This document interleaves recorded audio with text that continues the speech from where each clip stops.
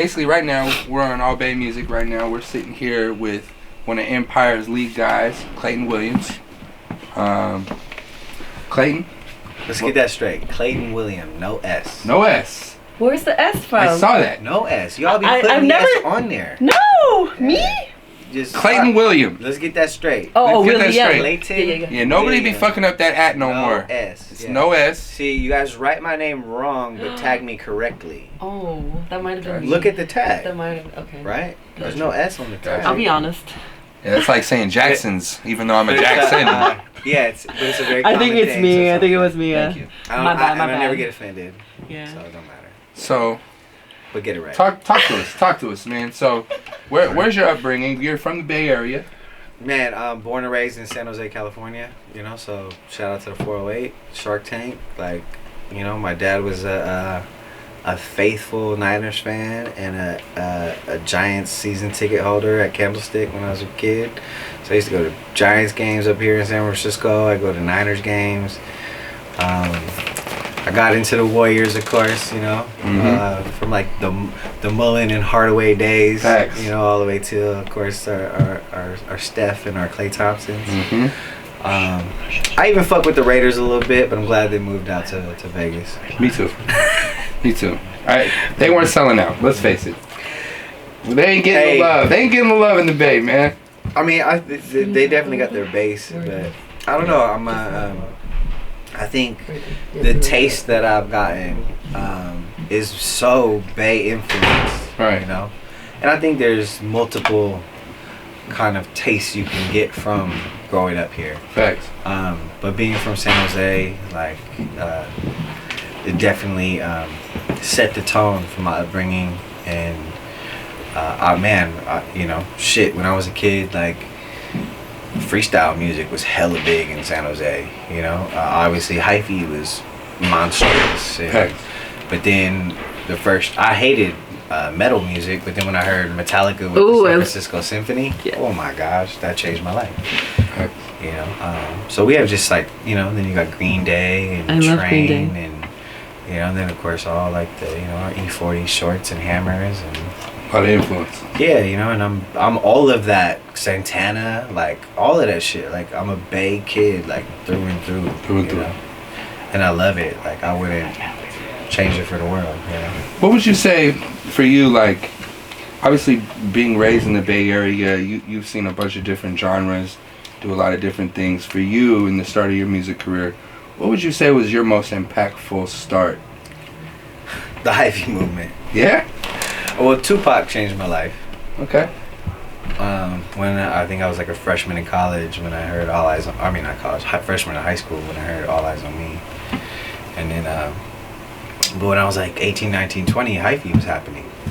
And then I started interning at iHeart, you know, with Wild and Fanati and KML. And I got to really get around this shit and be at the events. And that was like, when the Ghetto Report Card came out, classic E40's Ghetto Report Card came out, I felt the Bay Area ground shake because so many people were going down. Facts. And to live through that era and feel that energy, it's like when the Giants win the World Series, or the Niners win the Super Bowl, or, you know, the Golden State wins, the Warriors win the NBA The home team was lit. Man, like, our culture here knows how to go up. You know, but yeah, like being a young person going through hyphy, like that shit set the tone for like my love for Bay Area West Coast music, and then showed me that what we do is really an international thing. And then yeah, it's, you know, it definitely shaped how I look at creating. So when you had a moment where you had moved to LA. Tell us about your motivations for kind of branching out from the Bay. I felt like I kind of done what I needed to do here. At that time, like, so Gas Pedal and Red Nose was blowing up. John Hart just had Who Booty. Huge record. Love Rants and Sue had just had Up. Raven Justice, you know, had you know, shit that was popping off. And all these artists, I was working with all these guys, so they were going to LA a lot. and I just had told myself I got to start going out there more. So right before I moved out there, I made it a point to go out there every month to just go connect, at least one weekend a month, go connect. And then eventually I had this record with Sage Gemini, D-Mac, Milla, called Fill Your Cup Up. And shout out to DJ Felly Fell. Like, he started playing that shit all over Power, and he put me on their Power 106 blog.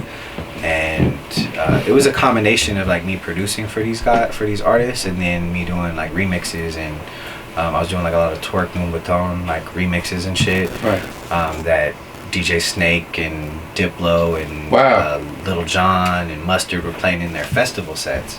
So it just kind of had given me this confidence, like, damn, if I want to be like these guys, and these guys are playing my shit in their DJ sets. And I just said, fuck it. I mean, the truth is, I took DMT one time. I don't know if y'all know what that shit is. I do. I got to meet God for real. That's another story.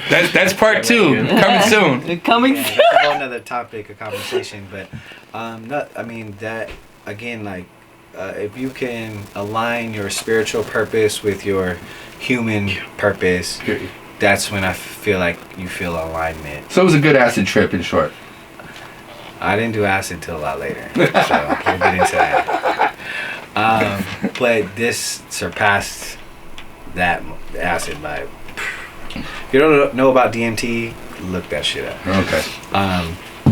But yeah, I ended up, I spent 6 years in LA, and really got to learn the industry, from the label side, the publishing side, the aesthetic. I'd never heard the word aesthetic living here. When I got to LA, it was like, what is the aesthetic of the project? Like, what the fuck is an aesthetic? But it, I guess it's like theming, like how does it look? How does it feel? And so being a music person, I'm not really visual.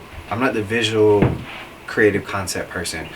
But if I could see it, I know what it's supposed to sound like. Right. And so I think that's my gift, and going out there, I was, like I mentioned, like within 8 months of me being in LA, I got to, produce a record that Justin Bieber wrote to. It didn't make his album, but he leaked it online, and all of a sudden that got me into all these other channels that I never even fucking dreamt of. Right. And that world in Los Angeles is so big. It's the biggest shit on the planet, and everybody who's doing their thing in that part of the world is going to LA to mix it up and get in their creative flow. So it was a blessing to, get out there and just experience all that. And then at the same time, it made me appreciate where I was from. Like, being from the Bay, I was seeing my influence out there, and every door I walked into is because I was from here. Thanks. So I didn't have to go into LA at the bottom level. I was coming at least at a medium space. People were grabbing you and uplifting you. Yeah, and honestly, that was the first time I had met like abundant creators. So I think in the Bay we have an issue with, you can be successful, but then we have this crab in a bucket mentality. Thanks. And getting to Los Angeles, I got to see what real camaraderie. Camaraderie is a great word. I think love and respect is another way of putting it. And then knowing that we're abundant. I think we have this fear that resources are limited, right? But when you get around people who don't think like that, I don't care what your bank account looks like, you don't feel like that. You feel like every moment is an opportunity. Right. And it totally shifted my mindset. It totally made me feel like this is where I was supposed to be. And I built, like I mentioned to you earlier, like I'm partners in a studio called the Dubs Room in Burbank in Los Angeles. My partner is Dub Shakes, and he engineers for Busta Rhymes, and Busta's in LA, and he's a great leader, a great teacher, a great songwriter. And then we started building this studio model there where we could kind of create an ecosystem of writers, producers, engineers, right? And then keep creating, so when artists came in, we got shit on deck, and then I went from just like engineering and producing stuff to then like selling songs. That changed my perspective in the business, because then instead of charging your $30, $50, $75 an hour, now I'm selling one song for 3 to 5 racks. And if you can do that a couple times a week, like, you're cool, right? Yeah. And your team is all Straight. getting straight, right? So the business process out there for me was probably the biggest thing, like learning all aspects of the business and really learning how to put things together, you know? Because, you know, there's a difference, you know, like, just because you make a beat doesn't mean you're the producer. Period. You know, like, Yeah, Puff Daddy's the biggest producer never to touch a fucking keyboard. Period. But You he's know? but he's a dynamic executive producer. Hell yeah. And he knows how to land the right song with the right artist. Yes, and put the vibe together for that vision and for that artist, and Thanks. who to put in the room. So, you know, I got to see those dynamics, and I seen, like, Diplo had a whole production staff. Mustard had a whole production staff. I had heard about, you know, Scott Storch was once Dr. Dre's pianist. Like, Facts. what the fuck? And Scott's, like, you know, a major producer. So it's like, I got to see all those things in action. So it retooled my mind to, like, okay, well, when I got to LA, I'm sitting there trying to chase the next shit. When in all reality, this was my mistake. I should have just doubled down on myself. And I didn't know how to do that then. I thought I needed the validation, the credibility, all of those things from other people. When I, in all honesty, if I would have just kept doing what I did, what got me to LA, if I would have just kept doing it, dropping shit, dropping the twerk record. Yeah, the repetition. Yeah. And I didn't understand the brand building part, right? Because when I was living here, it was just, well, fuck, I need a hit. Yeah. Well, we know what a hit sounds like. Facts. But after you get the hit, how do you build your brand? And so I'd experienced that, but didn't know how to double down on my brand. You know, shout out to DJ E-Rock. Like, you know, done a lot of work with the big homie. That's And like, huge. yeah, he's now in LA, like, Huh. and in Vegas, and, you know. Legendary DJ. Yeah. He's from Frisco, right? I mean, he's from the Bay. I don't Yeah. know from where from exactly, but I mean, he's a monumental Bay Area DJ, and, you know, he's on Real 92.3 in LA now, and, you know, programs and DJs in Las Vegas, and travels all over the country. And he was the one who connected me with E40, you know, and we put out a lot of music, but he kind of gave me up on, like, look, Clay, you got to shift your mind from just being this creative to, like, learning all these aspects. And I was really thankful for that. Speaking of E40, I see that you produced the GOAT record for E40. What's your experiences in working with E40? E40 to me is that's my Jay-Z. You know, Period. to most people, or, you know, like, That's so well put. E40 and He's the GOAT. Yeah, they are my, you know, greatest rappers of all time. You know, probably because of the influence that they had on us. You know, growing Me too. up. Yeah, you know, and it's really special. You know, and then to become friends and business associates with these people, with these guys, like, and their teams, like, yeah, I mean, it really just changed my perspective. You know, I think, like, again, like I said before, like, I spent so much time trying to people please and prove that I was good, and then by the time I was friends with them and they would pick up my calls and tell me to send beat packs over, I'm looking at myself like, Clay, you had the sauce the whole time. Like, why didn't you just believe in that from the jump? And of course, it takes a series of events to Get yourself to that confidence level. Yeah, it does. And but I'm just thankful, like, it turned out the way it did, you know. And then coming back home to the Bay, I've been back in the Bay since August of 2019. And when Ghazi asked me to come and you know, help out with the studio that we're sitting in right now, I was honored, because it was like full circle to me. It was like, you're gonna sit here in LA and chase shit all day long, or are you gonna go home and really build with your people? And that conversation just spoke volumes to me, because of my experience in Los Angeles. You know, Yeah. like, A lot of ups and downs. Yeah, and it's like people in this business can be very finicky because they want shit from you when you're in. Well, what happens to relationship and loyalty and friendship and all that shit? Like, that shit gets thrown out the window when people are on their own agenda. So I had to learn how to discern and understand the difference between building a relationship with somebody personally and then handling business. Yeah. It's a fine line in there. You got to be in the middle on both. Yeah. You got to have good business, but you got to maintain the relationship. But that relationship is built on good business. Yeah, which is really communication, right? Understanding, knowing that if it works for you and it works for me, it works. It's good business. Yeah. But if the deal is lopsided and I'm getting taken advantage of and it works for you and you run off with the product I created, well, I'm not fucking with you no more because you don't understand. We both got to know when to say no, and we got to both know when it's a yes. Right. And then I learned this word, reciprocation. Right? It's like it reminds me of what's that what's the movie when they're in Vegas getting all fucked up and the guy goes Fear and Loathing? Fear and Loathing. No, it's not that. No, as soon as I say this, you guys know. When they go to get married, it's The like, Hangover? yes, he's like the wedding ring is like a circle. You know what the fuck the circle is? It's reciprocation. Yeah. It means it's this forever infinite going cycle, and if you forever give and take, give and take, Right. that cycle will keep happening. The second you fucking block that shit, it stops. It's over. Now I can't fuck with Over. you. Or I have to love you from a distance.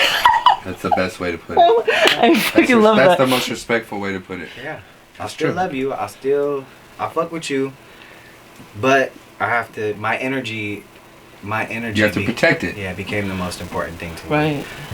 After giving and giving and giving and giving and giving. And People taking and taking and taking. yeah, that's what I learned in LA. And now coming back home, I'm having the time of my fucking life. Yeah. I get to go home and be with my son, and I get to go to work every day and fucking make music. Kill it. What the fuck? Like what the fuck? So speaking of which, so let's talk about just the moving back up north from LA and embracing the opportunity that Ghazi dropped on you. How did you meet Ghazi, and how did that opportunity come forward? Too Short introduced me to Ghazi like 13 years ago. Ghazi still was working for Urban Music Alliance, which was his company under Ingrooves. Ingrooves was the biggest like digital distributor Facts. partner Before they got bought out by Universal. Right. And Universal was the big physical distributor.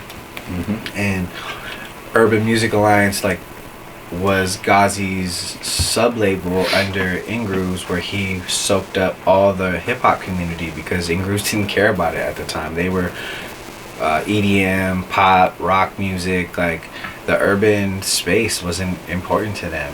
And Ghazi, that's where he comes from, And so I got connected with him, got my first distribution deal. A couple years later, Empire starts. And I would just put out projects, I would produce projects, I would sing hooks for people, I would whatever, and then I'd be like, I'm gonna put out through my distribution, and so I got to learn the system.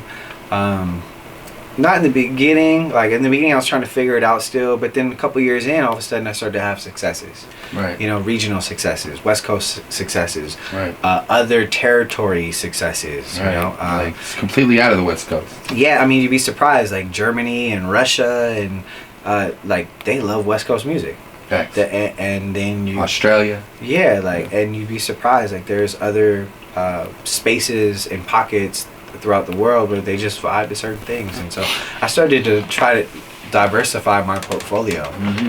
Of course, my bread and butter was always like West Coast hip hop, but then I jumped into the dance hall space with an artist that I work with named Blanca de Danza.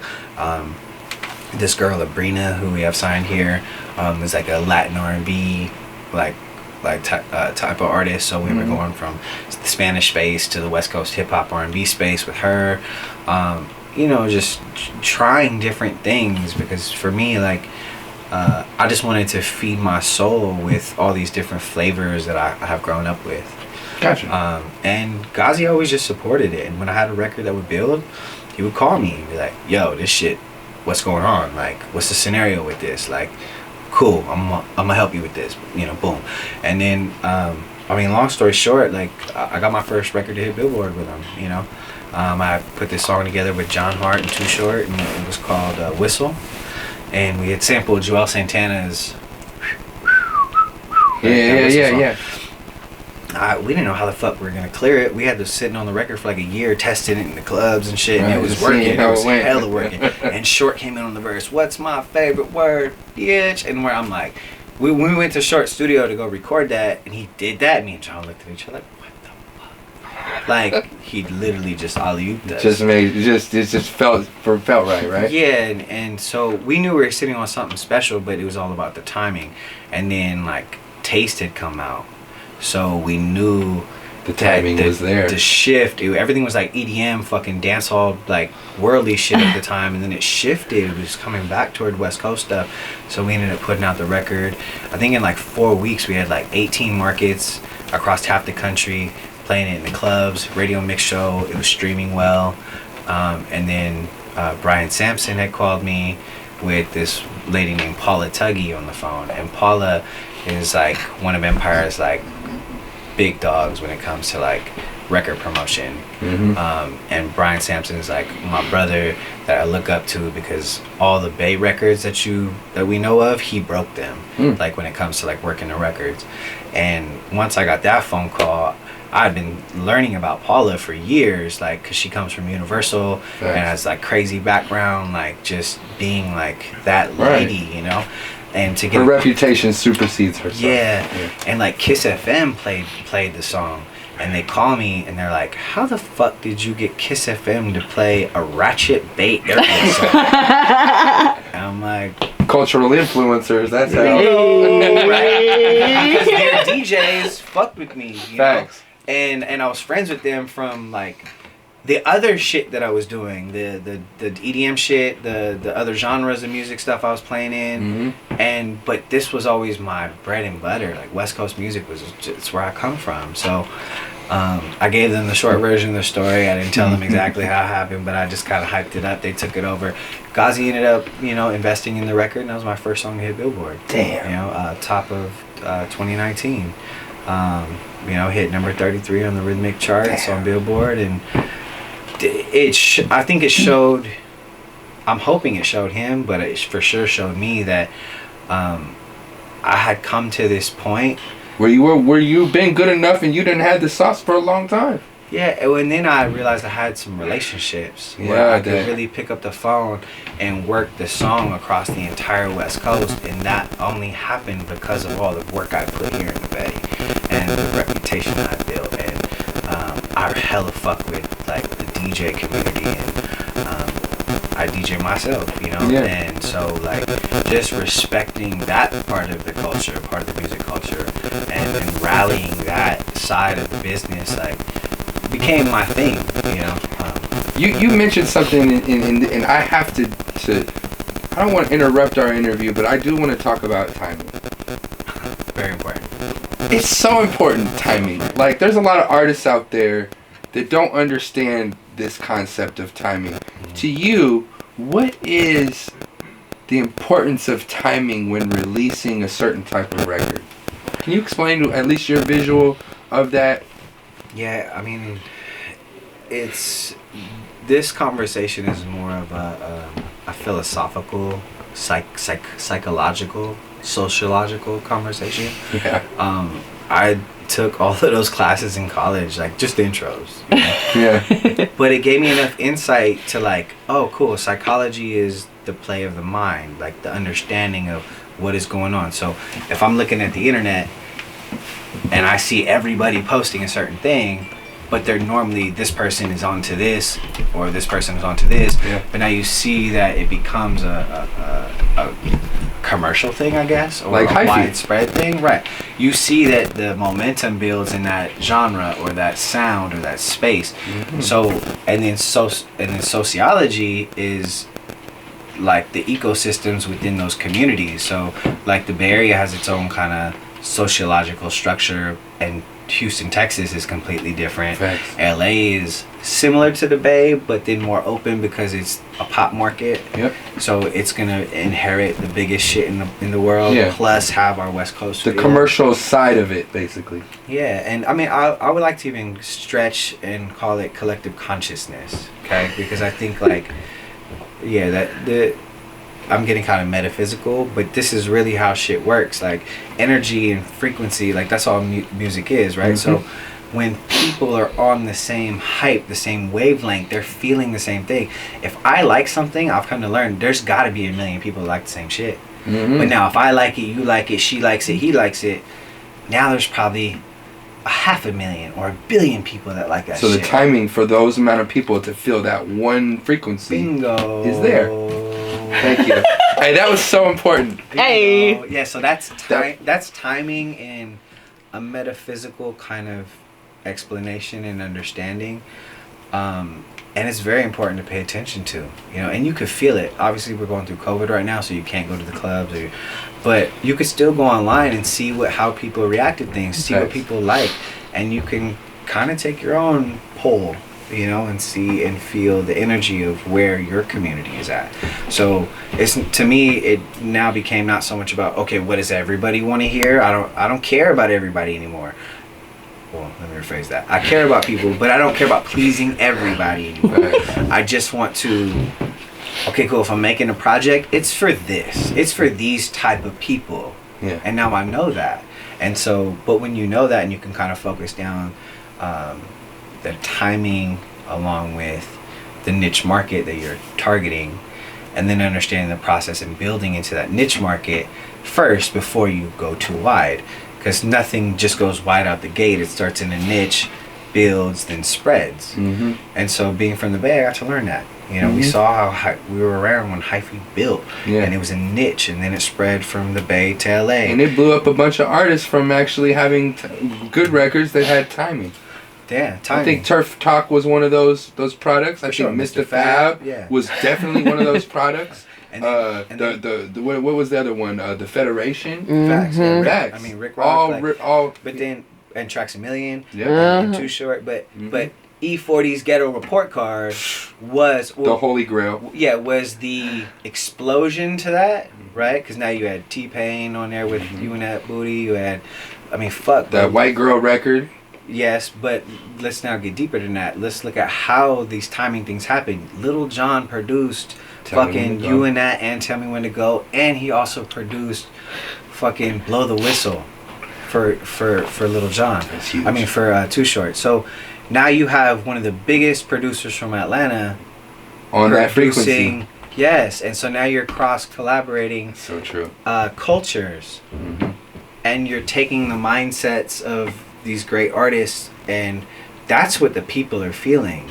So now you're creating a sound that's relevant in the Bay and Atlanta, which is the key to the South.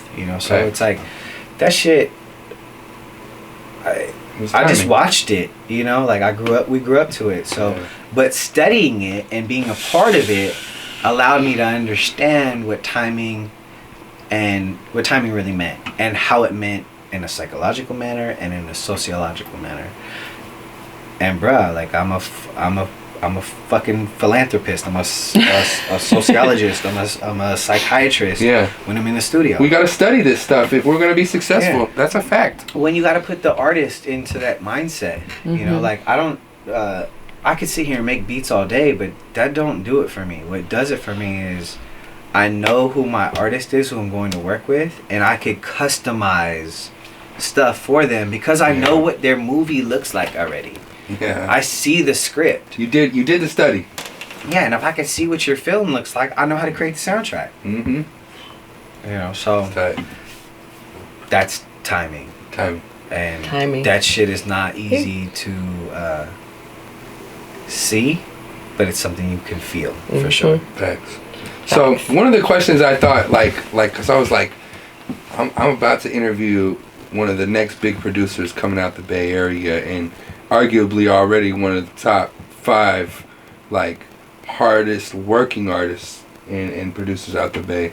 I was thinking to myself, like, to you, what are 5 records that you have produced out of Empire Studios that you feel like the world need to know about? Well, they haven't come out yet. They're sitting in my fucking laptop still. Okay, well, how about the 5 that we have dropped? I'm gonna tell them one.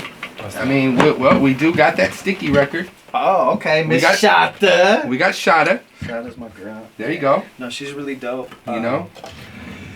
I got this other joint. So Shata's dope. And shout out to Miller. He's a writing genius and a whole movement in himself. There you go. Let's enjoy Thank you, some sir. of this Henny. I got this other joint with Derek King and this kid Zion. This record is sitting in my laptop right now. I'm so excited. I'm hoping it drops this summer for sure, because it's like some cheers, brother. I really feel like this could be like my first black, like with 2 artists that are not super known yet, but we know Derek, and For sure. Derek had a monster record, Yeah. you know. But like this particular song crossed him up, so it just crossed him over into a new space. So Zion, who's a UK R&B guy, okay, well, dancehall and Afrobeat is already pop culture in the UK, and I got Derek to jump on some shit like that, and he sounds fucking amazing. So I'm hoping that comes out this summer. Derek King and Zion. So there's one. Yes. I have another one with Shata. Okay. Called Bag It Up. This will be, and she's super dope. And again, I'm probably gonna stick to shit that I've been working on with more like these younger artists, because that is the shit that like really inspires me most, you know. I got this new girl group called Diamond Rain, and like it's like a Latina city girls. Like these girls are gonna come out like super aggressive, super hard, and bringing you every fucking guy and girl's fantasy. Okay. Like, all in the same play. You know? Diamond Rain. Yeah, they're super dope. And they can be found on Instagram. Yeah. Okay. And then Number 4. there's this artist named Blanca Di Danza that I've been working with. He's a dancehall artist. He just charted on his first album. Just came out. Okay, Billboard. Empire. He charted on Apple Music. Okay. It's still huge. Yeah, which was dope.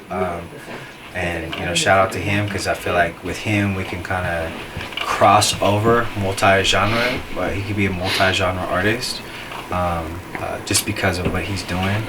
And then the 5th spot's really tough. There's a couple of them. Like there's this kid Baby Gas out of Oakland, a Mexican rapper from Oakland who's doing West Coast music, who already has a multicultural black and brown following, and now I'm a part of his next project called Street Vendor that's about to come out, and we're moving him into this multicultural space of Spanish trap, West Coast hip hop with Spanglish. Right. And I feel like that shit is hella groundbreaking. There's never been an artist to come out. I can't think of the Bay or LA or the West Coast from anybody like that's gonna come out with a project like this. We got a song with him, Paul Wall, and this girl Crystal Poppin. Okay. We flipped Fofos, and he called it Cuatros. You know, and it's on some South shit, but to add the Oakland shit in there, like, and him and Paul Wall were already friends, so that shit just hella came together. I'm hella excited for his shit. All Black and Offset Jim, I love those guys. We got some dope records. Okay. So that's in the tie for 5th. Bro, I got hella people. What else we got tied for 5th, man? Let them know, I man. got this kid, Maddox, out of Stockton. He's on some like more melodic trap shit. Okay. But I'm also taking that melodic guitar vibes and putting that over some West Coast tempo stuff. I saw that this morning. Yeah, so we're moving. Like he's super dope songwriter. There's this girl Morgan Page that we just signed here. She is like. Where's she from? Portland, Oregon. Okay. Shout out to SeaTac in Northwest. Bro, a young black girl from Portland, Oregon, singing singer-songwriter folk music. Oh, I love that. So when you hear her stuff, you think it's a little white girl. Huh. And then you see her and you're like, this is coming out of you? You are brilliant. And she plays the guitar and all the bass and all the instruments. So her A&R, shout out to Eric, like I just gotta come in and kind of shape her, you know, and kind of co-write and produce with her. But she's fucking phenomenal. I could keep going. There's honestly like a ton of just artists inside of Baby. This kid Cowboy. I mean, a lot of projects that are just a lot to come. Did some shit with Mozzie and Blast. Like I hella respect Mozzie. Me too. And shout out to Davo. He asked me to mix the song with Mozzie and Blast. It was the first time I heard of Blast. And I heard the record and was just like, dude, this is amazing. Like, Mozzie, good job. Like, you're stepping into a huge market because the song is it's just a great song across the board. As a Mozzie fan, I pray for him to get a top 40 record. Bro, and he's going to get it. Like, I think I just seen him over the weekend. Like, he was out in Mexico shooting a record with Blast and YG. Yeah. You know, like, they're really developing a new sound, you know, that is international. It's big. It's bigger than hip hop. It's big music. It's big songs. I'm excited. That has rap in it. You know? Yeah. So to be a part of kind of like that initial like setup, like I'm super grateful and I want to get more involved in that. Yeah, shit. And then we got a couple ESPN placements this past year with Rex Life Raj and G-Eazy. I got to work on a joint that Reese and Reese Beats? Yeah, Reese Beats and Sunny. He just got signed to Empire, right? Yeah, shout out to Reese, bro. Big shout out to Reese. That was a long time coming, and I'm excited as well. Yeah, me too. I just want to have great people on the team. Yeah. He's not only a great human being, but he's a phenomenal just producer, pianist, like the whole nine. Yeah, you know, so it's kind of been a lot of different things like across the board, you know, that I've been working on, but there's not like one thing that I'm just like, oh my god, this is it. It's more so like all of these things have potential in their space, so it just makes me excited to be a part, you know. So then, I don't have a top 5. I got like a top 50. I got a running list of shit. But to me, I look at it as like I'm planting seeds with all these people and individuals, and for me, what's even more important in how these records perform, it's my relationship with these artists, is the way we can cultivate business and generate things. Like literally, like we sit in here in this room, and the music is authentic. But think about this, bro. We're making this shit out of thin air. Like, where the fuck where do these ideas come from? Like, brilliant minds and brilliant hearts. You know? And you put those things together and you get great music that people can feel and love and relate to. You know? Now, how big do these things get? I don't know. Who cares? Sometimes you know what? I'm glad you said that, because, you know, I have an artist. His name's Woke Up Tomorrow. He makes great music. And he goes, oh, well, you know, I didn't break 10,000 views. I'm like, I don't give a shit. The music is fucking great. You know? And sometimes we let the views get in the way of us making great music. Facts. And it's like, you know what? Who cares what it did? Just almost have tunnel vision. Who cares? Well, tunnel vision is a great thing, because if you're looking at the whole world, the world's too big. But if you start to really get focused, then you could see who you're going after, who you're making music for. Yeah. There's definitely a fine line between being an artist and this is from me because I like it, versus I'm making this for the people who fuck with me, for my people. Those are different thought processes, and I'm not saying one is right or wrong, because I'm sure there's a ton of artists. Yeah, they're both right. Yeah. But eventually, you gotta get to this other place, this other side of making it for your people. I'm doing it for my people. I agree. In the beginning, it definitely is, I fuck with this, I like this, so it is a lot about me in the beginning. I think the people who I've seen had longevity and success, they make it about their team, they make it about their community, they make it about their tribe. And I think if... you think artists need to hone in on that more? Facts. Because that's what it's really about. It's not about being famous. If you want to be famous, well, good luck to you. Like, go clout chase all day long. Go do whatever the fuck you need to do. But then you're not really unearthing what people love about you, and you're not trying to feed the people that love you. That makes so much sense, bro. It's huge, because like you could have a big song, but now when people are looking at you, are you feeding them? Like, think about that. Like, am I going to come back to you because I like your one song? Are you feeding me? Are you giving me other content, other words, other motivation, what the fuck are you giving me outside of that one cool song? And if you're not giving me shit, I'm going to the next artist to get that next cool song. Facts. You know. So yeah, those are. Yeah, that's an interesting part of authenticity, right? Is it's like it's acknowledging what you're being acknowledged over, right. And then feeling appreciative of being appreciated. Right. Right? And then reciprocating. And then reciprocating it by giving them more of what they wanted. Yeah. You nailed it. We got some gems in this interview. Yeah, man. So, since we're peeking towards the end, I wanted to ask you, do you have any last words, any shout outs? I have so many people to shout out. I don't want to go there because I'll forget and miss people. But thank you to my Empire family for sure.